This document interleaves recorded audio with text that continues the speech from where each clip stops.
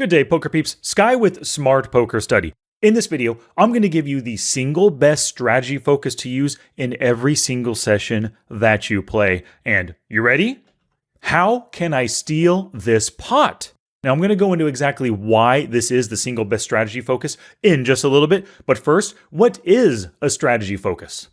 A strategy focus helps you play with purpose to build your skills.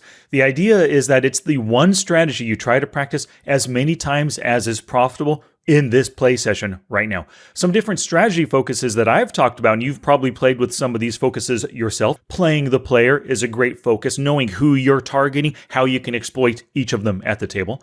3-bet bluffing is a great focus to win more pre-flop pots. C-betting and barrel bluffing as well.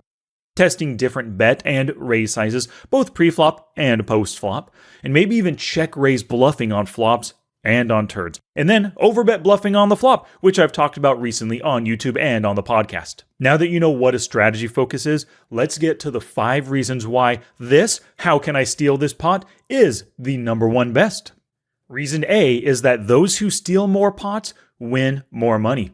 As you know, aggressive poker is winning poker, and when you're putting out those bets and raises, your opponents are forced to contend with them. They could call to see the next street or to see showdown, in which case, hopefully, you've got a great bluff going on or you have a value hand when you're betting. Or they could fold against your bet or raise, winning you the pot right now. So if you have top set on that ace-high board, or if you have pocket deuces on the ace-high board, when they fold, you win the pot, and that's always a good thing. Reason number 2 is that this is a useful strategy on every single street. You can ask that question, how can I steal this pot, both pre-flop and post-flop? Before open raising, you have 9 deuce offsuit. Oh, look at these blinds. How can I steal this pot right now from them? Somebody else open raise, you have jack 9 suited. Oh, how can I steal this pot? Will a 3-bet work? What size do I have to make it? Post-flop, you completely whiff as the pre-flop raiser. You've got a 10 high hand on an ace-king board. How can I steal this pot from this player? Maybe you defended out of the big blind. You checked. He just made a 1/3 pot bet. How can I steal this pot? Maybe I can check raise bluff him. So over and over again on every street when you do not have a value hand, you can ask and answer this question. It's going to help you find some good stealing opportunities. Now, reason D, it keeps you focused on the situation that occurs most of the time. So you probably already know that whatever your pre-flop range is, you don't necessarily hit a value hand, not even half the time. Let's whip out Flopzilla Pro to take a look at this. So with Flopzilla Pro, let's imagine you're raising on the button with a 40% range. Well, this looks like kind of a standard, pretty decent range. You might be raising 35%, maybe 50%, whatever it is. But with this range, you only hit maybe mid-pair or better, kind of a small value hand, but mid-pair or better, only 33.8% of the time.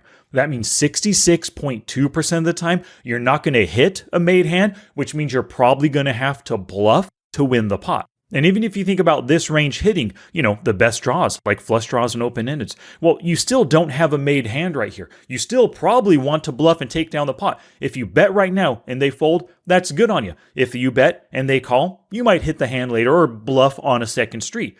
But still, even with the best draws, you're always happy taking it down right now. Now, reason quattro is that aggressive players get paid off by non-believers. Now, I'm sure you've been on the wrong side of this. You're up against a super loose aggressive player. You've seen him 3-bet 3 times in the past 2 rounds. He's C-bet and he barreled over and over again. He's not getting to showdown, but his aggression overall makes you think he's a loose aggressive player. He's probably bluffing a ton. So you get involved in a hand with him. You've got the king 10, king high flop after calling him pre-flop. You check call 3 streets and he turns over ace king.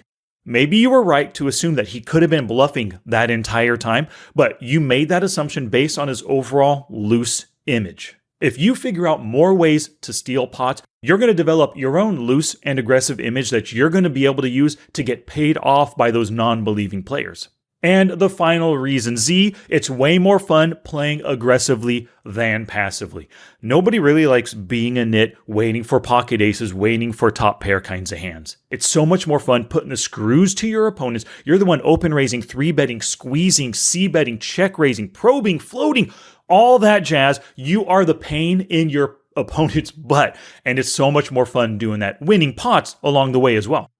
Now it's time for you to take action and play with purpose. You're going to play with a stealing focus. On a little sticky note in front of you, like, a post-it note, write down, how can I steal this pot? Keep it in front of you as you play. Ask and answer this question at every opportunity when you do not have a made hand. When you hold a non-value hand pre-flop, you've got the queen nine suited, you're thinking about 3-betting. How can I steal this pot? What size is it going to take? Post-flop, when you whiff the flop, the turn, the river, you don't hit your draw, you don't hit a made hand, how can I steal this pot? Ask and answer that question over and over again at every opportunity. And if you think a bet or a raise can steal the pot right now, pull the trigger and do it. Alrighty, thank you so much for watching the video. Please go to the show notes page, smartpokerstudy.com/pod507 to help you take notes with this video and for some upcoming videos I have planned related around this topic of stealing pots. I'll see you there.